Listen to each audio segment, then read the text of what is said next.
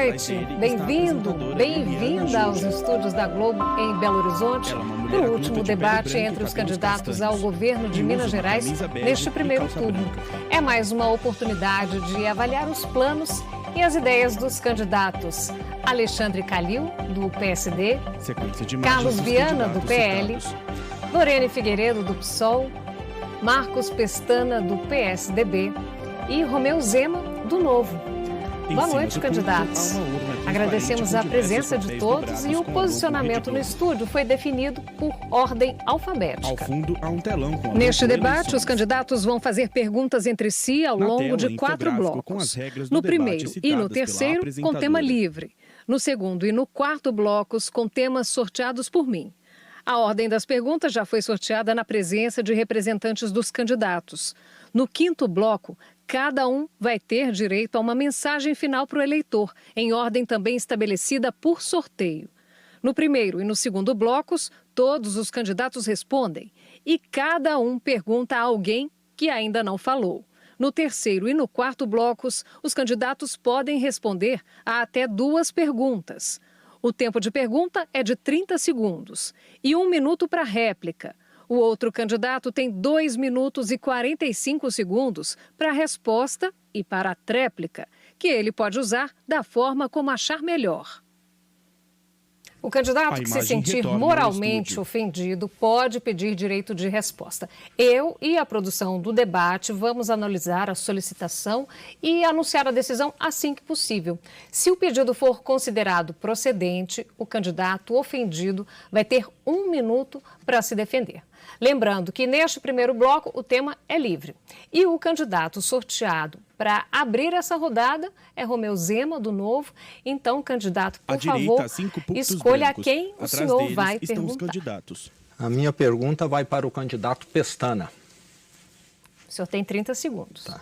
Candidato, mesmo pegando um estado quebrado pela gestão PT-Pimentel, nós reformamos 1.300 escolas e criamos o Trilhas de Futuro, que fornece 130 mil cursos vagas para alunos. A minha pergunta é, qual é a sua ação para que a educação continue melhorando em Minas sem aumentar os impostos? Boa noite a todos. Eu queria me dirigir a você e dizer ao Zema que ele tem que esquecer o Pimentel e começar a governar. Minas, segundo ele, o trem está nos trilhos, mas não é verdade. O Felipe Dávila, através do Centro de Lideranças Políticas, publicou um ranking onde Minas está na zona do rebaixamento em 26º lugar. Por outro lado, o Tesouro Nacional dá nota D a Minas Gerais. Alguém está faltando com a verdade. Ou o Tesouro Nacional, ou o Felipe Dávila, que é candidato do Novo à presidência da República, ou a campanha do Zema, que diz que a casa está em ordem.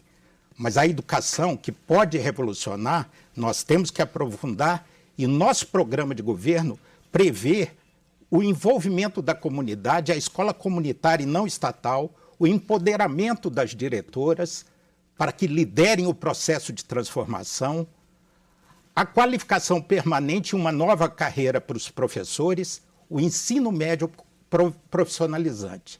Mas, Zema, não fique buscando subterfúgios no desastroso, infelizmente, governo Pimentel. Sua réplica, candidato, o senhor tem 1 minuto. Bom, eu quero frisar aqui que no meu governo nós já reformamos 1.300 escolas. Quem está nos acompanhando e é pai de qualquer aluno sabe como elas melhoraram. A merenda, que era na gestão passada uma água com arroz, hoje tem carne, tem legume, tem fruta, é uma merenda completa. E o Trilhas de Futuro, 130 mil alunos fazendo curso técnico em escola particular com auxílio alimentação e auxílio transporte. O que nós queremos é dar oportunidade. O ensino existe para as pessoas se formarem. O nosso foco tem sido o ensino e os alunos. E, além disso, temos trocado todo o mobiliário no estado todo e ainda os equipamentos de informática. A educação em Minas avançou muito nesses 4 anos. Eleitor, é muito importante você prestar atenção e ver os dados da realidade. No nosso governo do PSDB, no governo Aécio e Anastasia, as crianças e os jovens de Minas tinham o primeiro lugar no plano nacional no ensino fundamental. Agora caiu para 4º e 5º. A mortalidade infantil cresceu e nós temos um contraste claro. O Zema tenta evitar o contraste com os governos do PSDB. No nosso tempo, dos governos do PSDB, nós pagávamos salário em dia. Você também paga. Nós pagávamos a dívida em dia. Você não paga e vai deixar uma herança perversa. Nós tínhamos um plano de obras que fez 5.300 quilômetros de asfalto e tínhamos o PROMG para manter as estradas. Você não tem obras. Nós tínhamos programas reconhecidos nacionalmente, como o Saúde em Casa, o PROOSP, o Fica Vivo. E nós tínhamos voz nas questões nacionais.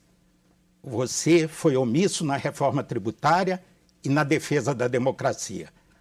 5-1 para os governos do PSDB, como hoje o Brasil bateu na sua despedida antes da Copa.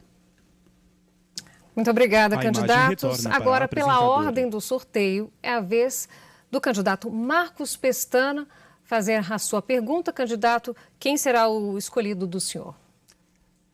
Zema. O senhor tem 30 segundos.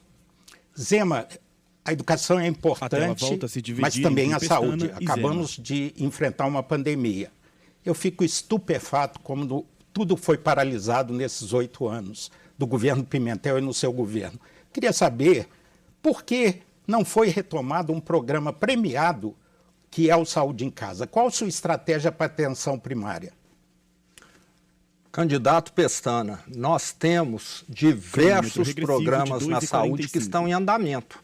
Não sei se o senhor tem acompanhado o que tem sido feito na nossa Secretaria de Saúde. Pelo que o senhor está me dizendo, parece que o senhor está muito mal informado.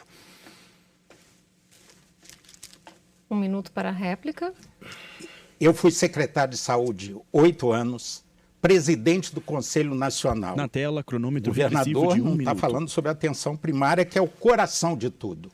O coração do sistema, do SUS, essa grande conquista civilizatória que nós obtivemos na Constituição de 88, é o Saúde da Família. Em cada bairro, em cada vila, em cada local que tenha um cidadão, tem que estar o Saúde da Família. Ele é o centro de gravidade que articula a atenção secundária, a atenção hospitalar e dá qualidade ao paciente, ao usuário do SUS. No entanto, eu tenho visitado hospitais, eu instalei o protocolo de Manchester, verde e azul na porta do hospital, 70%.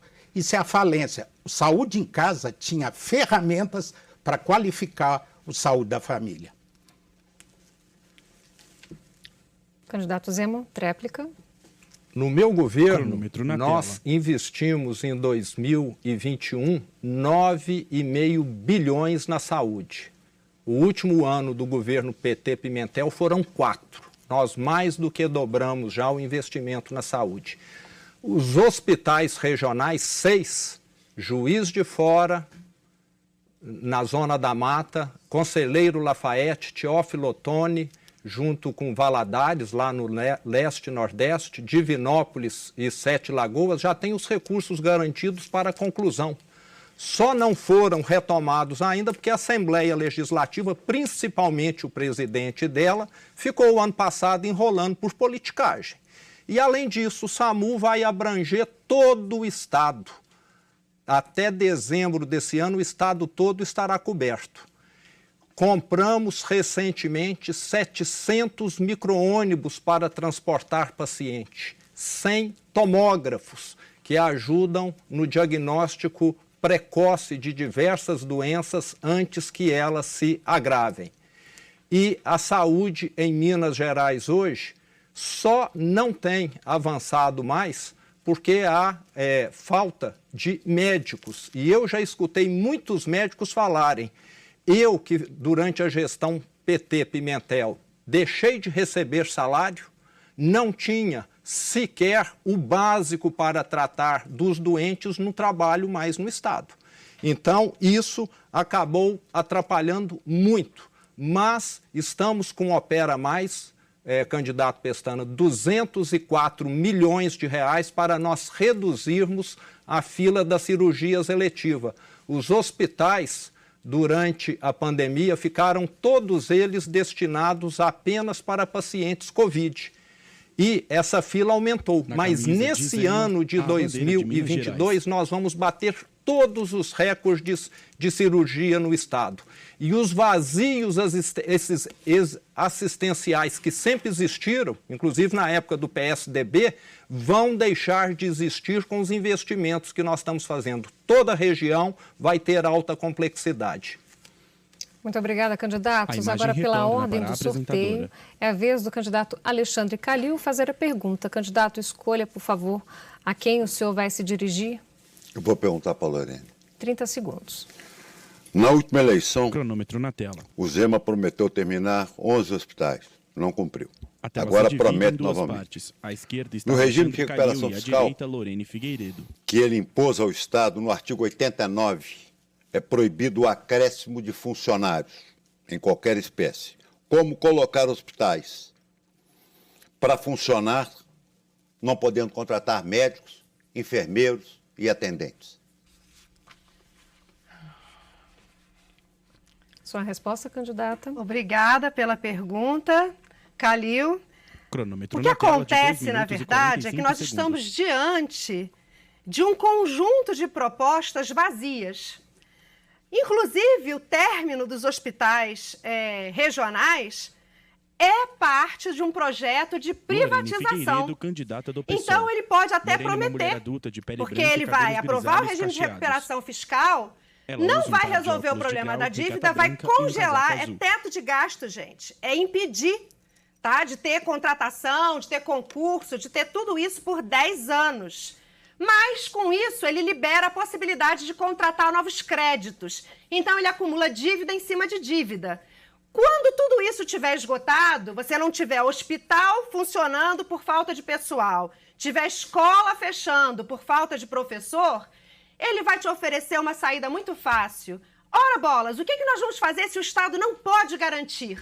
Vamos inventar uma parceria público-privada? Vamos privatizar e assim vai transferir o patrimônio público dos mineiros, os direitos sociais, vai ser transformado em mercadoria e todo mundo vai ter que pagar por tudo, porque no debate dos vices, o senhor Matheus, que eu acho que nunca entrou numa escola para dar aula, disse que eles defendem voucher. Então é pagar pela escola, é privatizar. Por isso que ele fica contando que está tudo certo, que vai dar tudo certo. Regime de recuperação fiscal, não.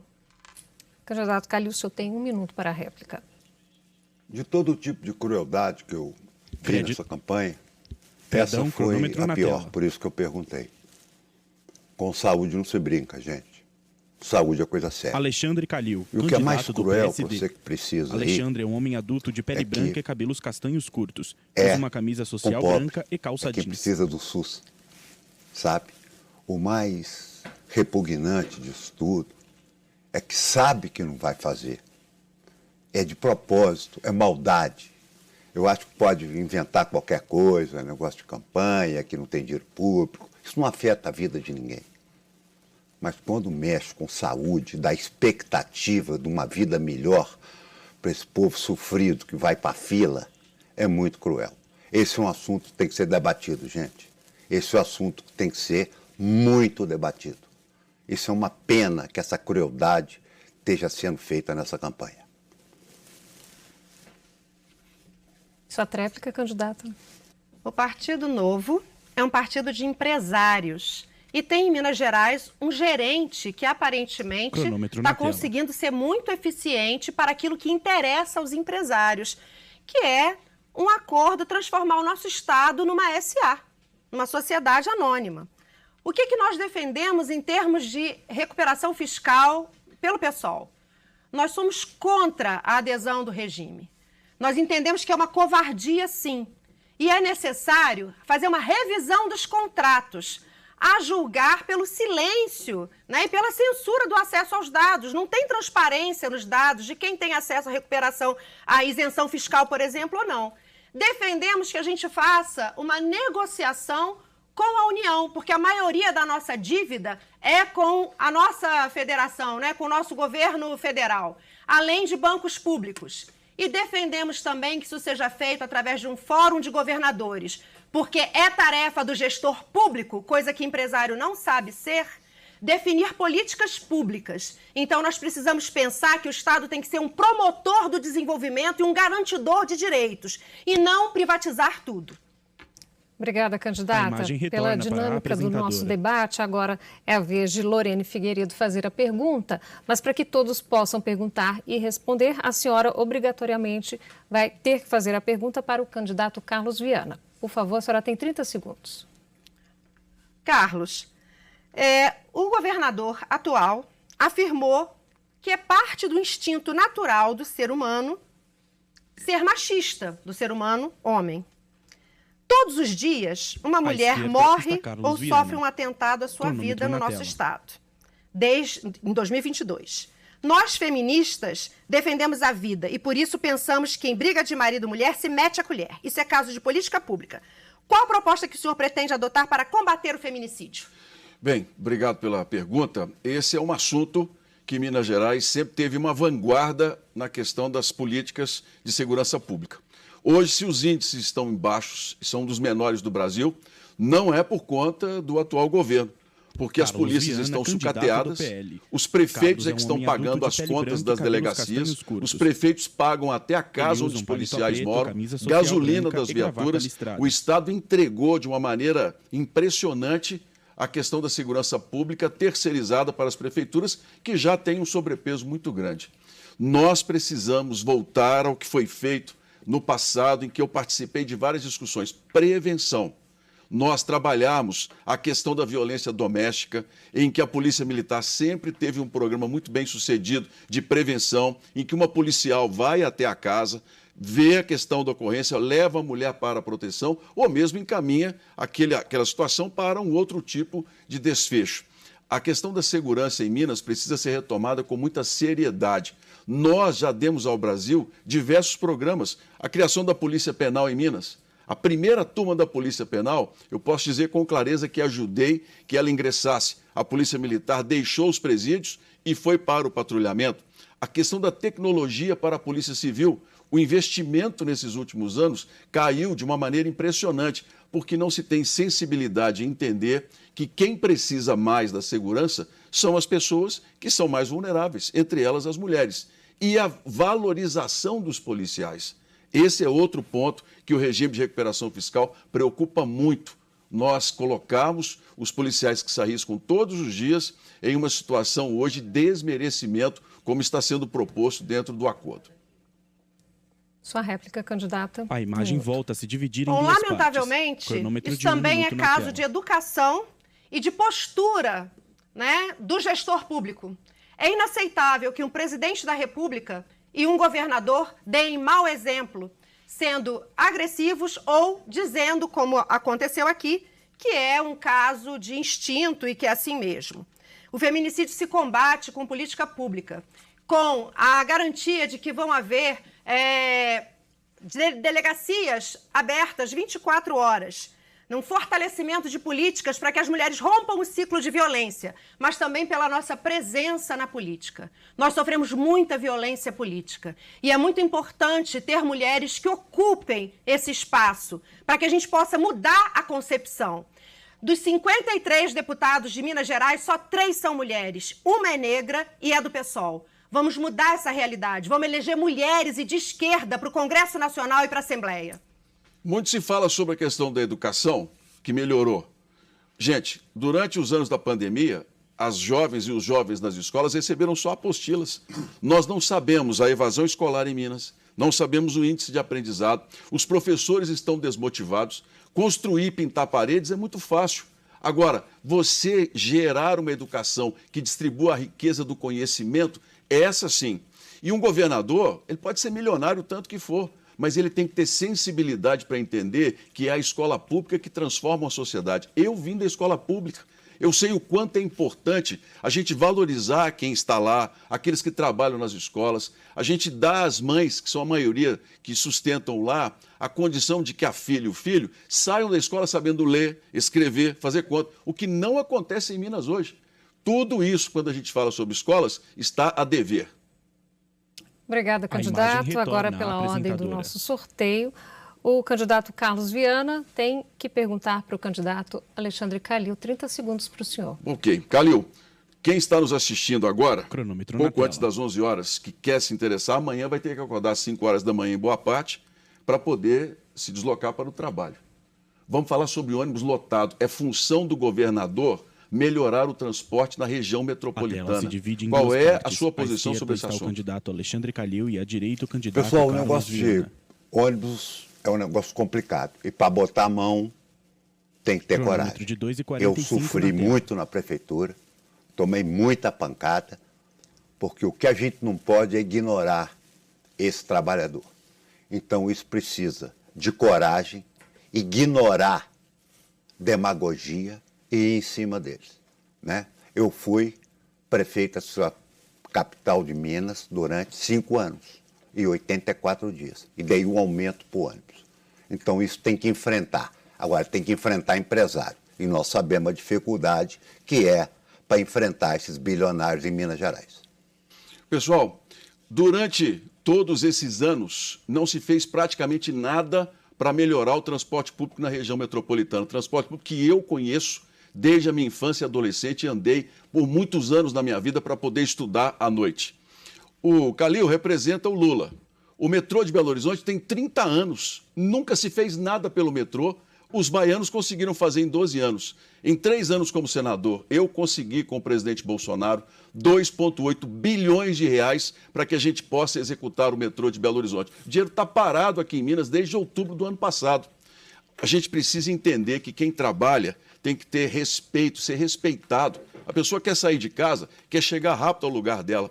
Nós precisamos voltar a planejar. Esse é o meu compromisso com você que anda de ônibus. Nós vamos melhorar o transporte público na região metropolitana de Belo Horizonte para você ter dignidade no deslocamento para sua casa e retornando para ela de noite.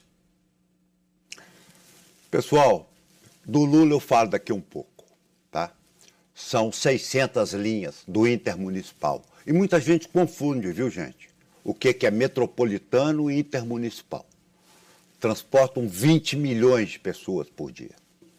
Agora, é o que eu disse sobre transporte público intermunicipal. O Estado não toma conta. Na pandemia, eles tiraram ônibus à vontade. E todo ano é aumento de 10%, de 9%, de 13%. Então, provavelmente eles não sabem quanto que tem, quantas linhas são, que são 600 linhas, que são mais de 2 mil ônibus, que são 20 milhões de gente transportada. Agora, esse povo sofre. Sobre o metrô, eu quero dizer que não foi feito, mesmo com o presidente Lula, e muito menos com o presidente Bolsonaro. Então, o Viana está aqui defendendo o presidente dele, mas eu quero dizer o seguinte: o que foi feito nesse estado pelo presidente Lula, tá certo? Se juntar todos os presidentes dos últimos 30 anos, não fizeram para esse estado o que o presidente Lula fez. Então, primeiro, eu tenho muito orgulho de estar com o presidente Lula, tá? Não sei se o Viana tem esse orgulho todo de estar com o presidente Bolsonaro, né? Apesar de tudo que o Bolsonaro fez para Minas Gerais, né? O Bolsonaro fez exatamente nada para Minas Gerais. Foi isso que tudo que o candidato Viana fez para nós aqui. Foi nada. O metrô foi uma lorota, é mais uma lorota. Então, nós temos que dizer, transporte público. Eu proibi a palavra de metrô no meu programa. Eu tenho vergonha de falar em metrô. Então, o transporte público precisa de coragem, precisa de competência e precisa, antes de tudo, de humanidade para cuidar dele. Muito obrigada, candidatos. Termina assim o primeiro bloco do nosso debate. A seguir, os candidatos ao governo farão perguntas sobre temas determinados por sorteio. Até já!